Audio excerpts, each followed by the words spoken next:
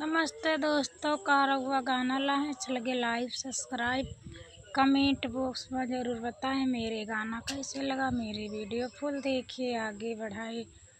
हमारे ससुर जी के ऊंची ऊंची महलिया, हमारे ससुर जी के ऊंची ऊंची महलिया, बहरिया नहीं या वही हो यकवरिया, बहरिया नहीं या वही हो यकवरिया। हाँ, सासू जी के पुतवा ननद जी के बिरना, सासू जी के पुतवा ननद जी के बिरना, रुमलिया लिया हो कहीं हो सारी रातिया, रुमलिया लिया हो कहीं हो सारी रातिया।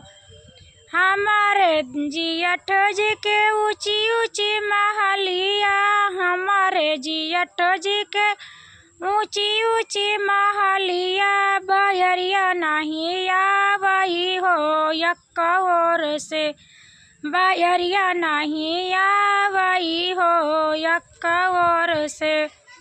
सासू जी के पुतवा ननद जी के बिरना, सासू जी के पुतवा ननद जी के बिरना, रुमलिया लिया हो कहीं हो सारी रातिया, रुमलिया लिया हो कहीं हो सारी रातिया।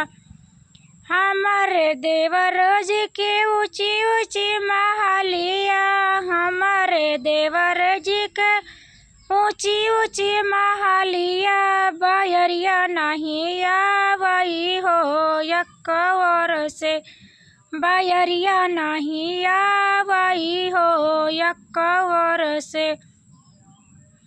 नन सासू जी के पुतवा ननद जी के बिरना, सासू जी के पुतवा ननद जी के बिरना, रुमलिया लिया हो कहीं हो सारी रातिया, रुमलिया लिया हो कहीं हो सारी रातिया।